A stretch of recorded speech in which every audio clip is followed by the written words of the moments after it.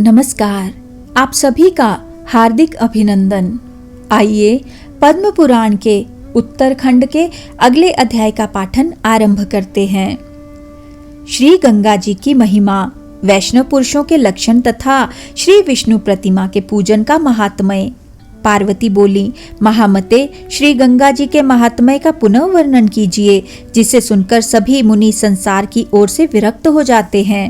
श्री महादेव जी ने कहा, देवी, बुद्धि में बृहस्पति और पराक्रम में इंद्र के समान भीष्म जी जब बाणशैया पर शयन कर रहे थे, उस समय उन्हें देखने के लिए अत्रि, वशिष्ठ, भृगु, पुलस्त्य, पुलह, क्रतु, अंग्र्या, गौतम, अगस्त्य और सुमति आदि बहुत से ऋषि आए।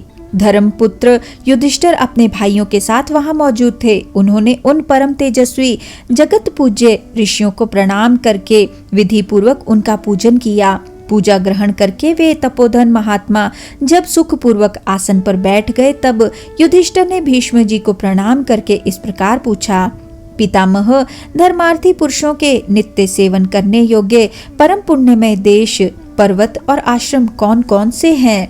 भीष्म जी ने कहा, युधिष्ठिर, इस विषय में एक प्राचीन इतिहास बतलाया जाता है, जिसमें शिल और उच्च वृत्ति से जीविका चलाने वाले ब्राह्मण का किसी सिद्ध पुरुष के साथ हुए संवाद का वर्णन है। कोई सिद्ध पुरुष समूची पृथ्वी की परिक्रमा करके किसी उच्च वृत्ति वाले महात्मा गृहस्थ के घर गए। वे आत्मविद्या के तत्वज्ञ, सदा अपनी इंद्रियों को काबू में रखने वाले, राग द्वेष से रहित, ज्ञान कर्म में कुशल, वैष्णवों में श्रेष्ठ, वैष्णव धर्म के पालन में तत्पर, वैष्णवों की निंदा से दूर रहने वाले, योगाभ्यासी, त्रिकाल पूजा के तत्वज्ञ, वेद विद्या में निपुण, धर्माधर्म का विचार करने वाले, नित्य नियम पूर्वक वेद पाठ करने वाले और सदा अतिथि पूजा में तत्पर रहने वाले थे। सिद्ध पुरुष को आया देख गृहस्थ ने उनका विधि पूर्वक आतिथ्य सत्कार किया। तत्पश्चात उनसे पूछा, द्विजवर, कौन कौन से देश, पर्वत और आश्रम पवित्र हैं? मुझे प्रेम पूर्वक बताने की कृपा कीजिए। सिद्ध पुरुष ने कहा, ब्रह्मन, जिनके बीच नदियों में श्रेष्ठ त्रिपथगा गंगा जी सदा बहती रहती हैं, वे ही देश, वे ही जनपद, वे ही पर्वत और वे ही आश्रम परम पवित्र हैं। जीव गंगा जी का सेवन करके जिस गति को प्राप्त होता है, उसे तपस्या, ब्रह्मचर्य, यज्ञ अथवा त्याग से भी नहीं पा सकता। अपने मन को संयम में रखने वाले पुरुषों को गंगा जी के जल में स्नान करने से जो संतोष होता है, वह 100 यज्ञों के अनुष्ठान से भी नहीं हो सकता।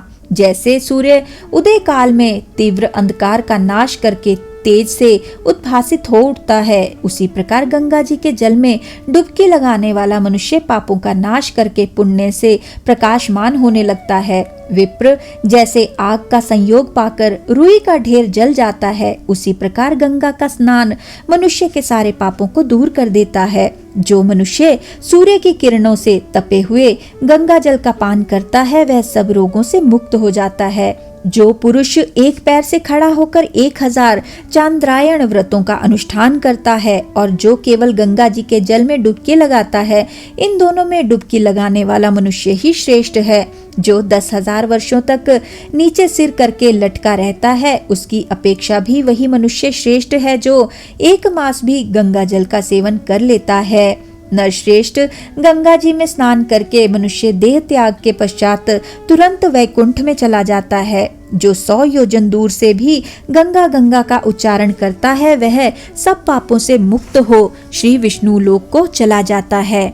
ब्रह्म हत्यारा, गोघाती, शराबी और बाल हत्या करने वाला मनुष्य भी गंगा जी में स्नान करके सब पापों से छूट जाता और तत्काल देवलोक में चला जाता है। माधव तथा अक्षयवट का दर्शन और त्रिवेणी में स्नान करने वाला पुरुष वैकुंठ में जाता है। जैसे सूर्य के उदय होने पर अंधकार नष्ट हो जाता है, उसी प्रकार गंगा में स्नान करने मात्र से मनुष्य के सारे पाप दूर हो जाते हैं। गंगा द्वार, कुशावर्त, बिल्वक, नील पर्वत तथा कनखल तीर्थ में स्नान करने से मनुष्य का पुनर्जन्म नहीं होता। भीष्म जी कहते हैं, ऐसा जानकर श्रेष्ठ मनुष्य को बारंबार गंगा स्नान करना चाहिए। राजन, वहां स्नान करने मात्र से मनुष्य पाप मुक्त हो जाता है। जैसे देवताओं में विष्णु, यज्ञों में अश्वमेध और समस्त वृक्षों में अश्वत्थ पीपल श्रेष्ठ है, उसी प्रकार नदियों में भागीरथी गंगा सदा श्रेष्ठ मानी गई हैं। पार्वती ने पूछा, विश्वेश्वर, वैष्णवों का लक्षण कैसा बताया गया है तथा उनकी महिमा कैसी है? प्रभु, यह बताने की कृपा करें। महादेव जी बोले, देवी, भक्त पुरुष भगवान विष्णु की वस्तु माना गया है, इसलिए इसे वैष्णव कहते हैं। जो शौच, सत्य और क्षमा से युक्त हो, राग द्वेष से दूर रहता हो, वेद विद्या के विचार का ज्ञाता हो, नित्य अग्निहोत्र और अतिथियों का सत्कार करता हो तथा पिता माता का भक्त हो, वह वैष्णव कहलाता है। जो कंठ में माला धारण करके मुख से सदा श्री राम नाम का उच्चारण करते, भक्ति पूर्वक भगवान की लीलाओं का गान करते, पुराणों के स्वाध्याय में लगे रहते तथा सर्वदा यज्ञ किया करते हैं, उन मनुष्यों को वैष्णव जानना चाहिए। वे सब धर्मों में सम्मानित होते हैं। जो पापाचारी मनुष्य उन वैष्णवों की निंदा करते हैं, वे मरने पर बारंबार कुत्सित योनियों में पड़ते हैं। जो द्विज, धातु अथवा मिट्टी की बनी हुई 4 हाथों वाली शोभामयी गोपाल मूर्ति का सदा पूजन करते हैं, वे पुण्य के भागी होते हैं। जो ब्राह्मण पत्थर की बनी हुई परम सुंदर रूप वाली श्री कृष्ण प्रतिमा की पूजा करते हैं, वे पुण्य स्वरूप हैं। जहाँ शालग्राम शिला तथा द्वारका की गोमती चक्रांकित शिला हो और उन दोनों का पूजन किया जाता हो, वहाँ निस्संदेह मुक्ति मौजूद होती है। वहाँ यदि मंत्र द्वारा मूर्ति की स्थापना करके पूजन किया जाए तो वह पूजन कोटि गुना अधिक पुण्य देने वाला तथा धर्म, अर्थ, काम और मोक्ष प्रदान करने वाला होता है। वहाँ भगवान जनार्दन की नवधा भक्ति करनी चाहिए। भक्त पुरुषों को मूर्ति में भगवान का ध्यान और पूजन करना चाहिए। संभव हो तो भगवान मूर्ति की रजोचित उपचारों से पूजा करे तथा उस मूर्ति में दीनों और अनाथों को एकमात्र शरण देने वाले, संपूर्ण लोकों के हितकारी एवं बड़े बड़े पातकों का नाश करने वाले सर्वात्मा भगवान अधोक्षज का नित्य निरंतर स्मरण करे। जो मूर्ति के संबंध में ये गोपाल हैं, ये साक्षात कृष्ण हैं, ये श्री रामचंद्र जी हैं, यूं कहता है और इसी भाव से विधि पूर्वक पूजा करता है, वह निश्चय ही भगवान का भक्त है। श्रेष्ठ वैष्णव द्विजों को चाहिए कि वे परम भक्ति के साथ सोने, चांदी, तांबे और पीतल की विष्णु प्रतिमा का निर्माण कराए, जिसके 4 भुजा, 2 नेत्र, हाथों में शंख, चक्र और गदा, शरीर पर पीत वस्त्र, गले में वनमाला, कानों में वैदुर्य मणि के कुंडल, माथे पर मुकुट और वक्षस्थल में कौस्तुभ मणि का दिव्य प्रकाश हो। प्रतिमा भारी और शोभा संपन्न होनी चाहिए। फिर वेद शास्त्रोक्त मंत्रों के द्वारा विशेष समारोह से उसकी स्थापना कराकर पीछे शास्त्र के अनुसार षोडोपचार के मंत्र आदि द्वारा विधि पूर्वक उनका पूजन करना चाहिए। जगत के स्वामी भगवान विष्णु के पूजित होने पर संपूर्ण देवताओं की पूजा हो जाती है। अतः इस प्रकार आदि अंत से रहित शंख, चक्र और गदा धारण करने वाले भगवान श्री हरि का पूजन करना चाहिए। वे सर्वेश्वर पुण्य स्वरूप वैष्णवों को सब कुछ देते हैं। जो शिव की पूजा नहीं करता और श्री विष्णु की निंदा में तत्पर रहता है, उसे निश्चय ही रौरव नरक में निवास करना पड़ता है। मैं ही विष्णु हूँ, मैं ही रुद्र हूँ और मैं ही पितामह ब्रह्मा हूँ। मैं ही सदा सब भूतों में निवास किया करता हूँ। इसी के साथ आज के इस सुंदर पाठन को हम यहीं पे विराम देते हैं और अगले अध्याय के पाठन के लिए हमारे साथ फिर से जुड़िएगा।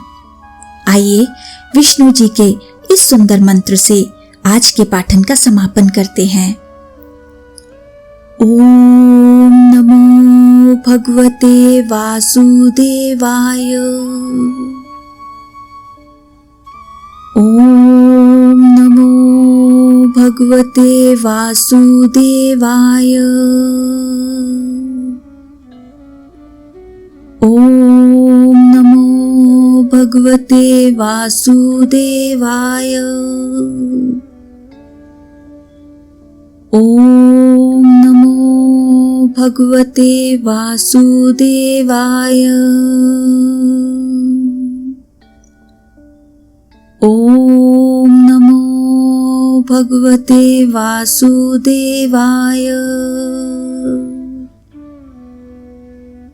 ओम नमो भगवते वासुदेवाय।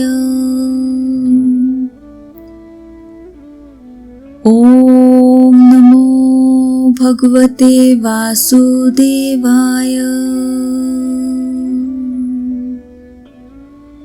धन्यवाद।